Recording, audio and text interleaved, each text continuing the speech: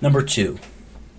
Though we be falsely accused of separating from others because they own it as their duty to hear and call faithful ministers, yet we declare that we own it as our duty to call and hear ministers with such qualifications as they themselves speak of. That is, quote, we have owned, do own, and adhere unto the true received principles of the Church of Scotland, founded upon the written word of God, and whatsoever declarations or testimonies, former or latter, particular or more general, are agreeable thereunto, unquote.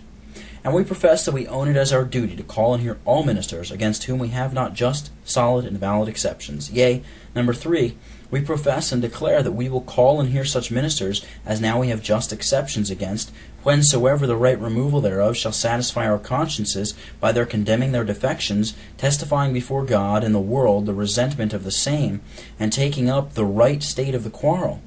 Yet we must stick at this, that we will not call or hear any ministers against whom we have just, solid, and valid exceptions until the same be rightly removed in manner foresaid. As to the second part, that is, the sending some young men to study of theology and to receive ordination in the Netherlands, we shall, number 1, show some things that concurred as motives, causes, and occasions thereof, and number 2, insert something about the ordination of one of them. As to the first, we shall mention these following, which concurred among others as moving causes of that resolution. Number 1. At that time being left alone, and these of the ministers with them whom we did most agree being various ways removed from us, and seeing so many opposed our testimony, which we thought ourselves very insufficient to maintain or promote, therefore, that we might have some more capacitated to do it, and that we might be preserved from errors, we judged it expedient to send some young men abroad to these colleges, that they might be soundly principled in the Christian faith, seeing our colleges were sadly corrupted. Number 2. At that time, yea, more and more since, a great part of our church was either gone aside to defection in compliance with the enemy, or else was pleading for favorableness towards union with the men of these defections in their defections and compliances. Therefore we desired to furnish ourselves with some means to make opposition to these courses. For at that time, after the death of Mr. Richard Cameron and Mr. Donald Cargill, the testimony by public and frequent preaching of the gospel did fall, though, it is true, the only wise God did then keep up this testimony by other means, that is, banishments, martyrdoms upon scaffolds, etc. Yea, in a special manner, martyrs were then so signally countenanced of the Lord, that safely it may be said, the then shed blood of the martyrs hath become a seed unto the church. For as by hearing and seeing them, some were reclaimed from their evil ways, so many others were daily more and more confirmed in the ways of the Lord. And ministers became generally silent, so that whatever might have been done privately in some secret chamber and some other retired places, yet as for the body of the land, little remedy by faithful warning was prepared. Therefore we thought it our duty not to be wanting for our parts, and this was the most ready expedient we could fall upon. Number 3.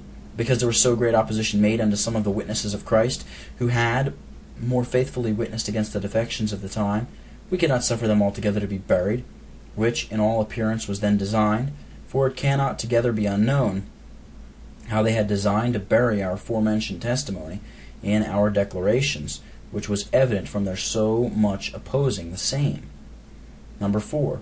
In opposition to which design, resolving to maintain these testimonies, we could not but conclude that none conscientiously adhering to these testimonies, given against the tyranny and apostasy of our time, could expect either license or ordination from them, neither could it be safely sought in such circumstances, upon the account of such imposed restrictions which some before had been troubled with, even when matters in controversy were not come to such height. Number 5. Because in several presbyteries some faithful witnesses had been sharply rebuked for their faithfulness in contending freely and publicly against some sins and corruptions of the time. But very rarely have they been in presbyteries rebuked and censured in these latter times for their unfaithfulness. Therefore, after so many discoveries of much unfaithfulness in our presbyteries at home, we were much discouraged in our expectations of help from them, and thought it safer to send abroad to take trial of other churches. Number 6.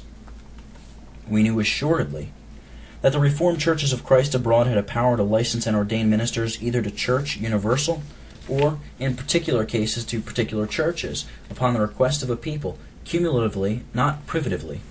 That is, for to help and confirm these churches in their own power, but not to deprive them of their rights or to usurp authority over them, not as an act of authority over, but as an act of charity to them. Finally, as was said above, hereby we designed neither to bring up an evil report upon the Church of Scotland, neither to carry out a faction nor schism in it, but upon the contrary to declare our standing to the Reformation attained unto in this land, and to satisfy our own consciences, more particularly in the second place, as to the ordination of the one of these young men. It is to be considered, number 1, when he went abroad, he was not in capacity for being ordained, nor in any way accomplished for offering himself to previous trials.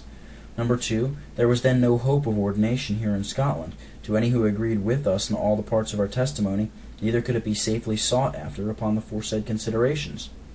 Number 3, though the classis of Groningen, by whom he was ordained, differ from the Reformation of Scotland in her best times in some things, yet considering, number 1, that in these differences they were never reformed, and so cannot be changed therein with defection. And so cannot be charged therein with defection. Number 2, that they agree with the true Presbyterial Church of Scotland in all principles against popery, prelacy, Erastianism, and all heretical and sectarian errors. Number 3, that they did object nothing against our present testimony. Number 4, that they come under a general and far other consideration, being a foreign church, than ministers of the same original church under the same bond of covenant with ourselves, for which cause joining with them in that act of ordination came under another consideration. Number 5, that in the act of ordination they did obtrude none of these differences, but did take him engaged to teach according to the word of God, and the confession of faith of the Church of Scotland, and in the discipline thereof. Upon all which considerations it was thought lawful to accept of ordination from the foresaid classes, especially seeing these differences were openly before them, and plainly and particularly protested against, which was sufficient in such circumstances. Number 4, as the foresaid classes did not hereby assume any authority to the detriment of the Church of Scotland, so the Church of Scotland did never monopolize to herself the sole power of ordination of all that would officiate in her service in a broken state of the Church. Neither did reject or invalidate the ordination of any sister church, lending her helping hand in the case of her necessity. Number 5, the foresaid classes is to be considered as contradistinguished from the impure Cosean party in these lands, there being none such concurring in the foresaid ordination. Yea, ordination by the university was refused because of a Cosean professor there, who was to examine previously to the ordination, and so a testimony was given against the toleration of that impure party in these lands. However, their errors were both preached against and otherwise witnessed against by ministers in that place. Head 6, concerning the protestation given against the Scottish congregation at Rotterdam. Because we are much opposed and cried out against upon the account of the protestation given in against the Scots congregation at Rotterdam, therefore, that our minds may be plainly understood as to that, we offer the following particulars to consideration. Number 1, the chief occasion of entering that protestation was then Mr. W. B.'s writing to Mr. H., that they at Rotterdam, together with Mr. G. B., Mr. T. H., Younger, Mr. R. L., and others, did take it in evil part that any of our young men were studying at Groningen, and did accuse our societies of false and grievous things, as that we had disowned the king and all ruling under him, which we own as our duty, as is expressed before, but we deny what followeth, and had chosen all kinds of magistrates among ourselves as chancellors, lords, presidents, and other orders, and were for killing all as enemies, who would not own our government fabricated amongst us, that our societies were not pure in religion, and as they were a faction, etc. Whereupon, finding ourselves in the cause much wronged by their calumnies, to vindicate ourselves and invalidate their charge, we resolved upon this protestation against that congregation for such things as we could truly make out. Number 2, we acknowledge that the persons who entered that protestation ought to have given previous admonition to the persons protested against, and by their failing in this, something of the due method of going about such an action was omitted. But though we are not to justify the failings that are in our actions by the failings of others, yet the authors of the foresaid accusation did cast us a bad copy in giving out such things against us without prerequisite admonition. Number 3, As to the title of the foresaid protestation, that is, True Presbyterian Church of Scotland, which is also to be found in some other papers, we do confess it unsuitable to express it so comprehensively, but thereby do we no ways understand that unto the societies in any sense belongs the title of the church ministerial, for this belongs alone to the church guides. Nor do we understand that it should in any other sense be restricted to our societies, as that they only were to be reckoned believers, for that is as large a conversion or effectual calling, or as if they only were to be reckoned sufferers for Christ, for that he hath no other martyrs but from amongst them. Nor in a word do we reckon them the only members of the visible church of Christ in Scotland. But we would have them to be looked upon as a poor, distressed, and contending remnant of the suffering and witnessing anti-popish, anti-prelatic, anti-Erastian, anti-sectarian, true Presbyterian Church of Christ in Scotland, which hath been laboring to cleave close to the parts and degrees of our attained Reformation, and cordially concurring in their places and stations with such of the ministers and professors as have gone before them, and with them more resolutely and faithfully witnessing both against tyranny and apostasy. Number 4. We desire that the charges in the second article, wherein some ministers' names are expressed, be understood separately and distributively, not collectively and copulatively. Every one of these ministers not being guilty in his own person of all and every one of these charges. But as we acknowledge that as it was an oversight to express these charges so indefinitely, and to cast them and the names of the persons all in a heap together, without making particular application, so we are not convicted of any falsehood in these, as we desire them to be understood. For there is nothing there said that is not applicable to some of the persons named.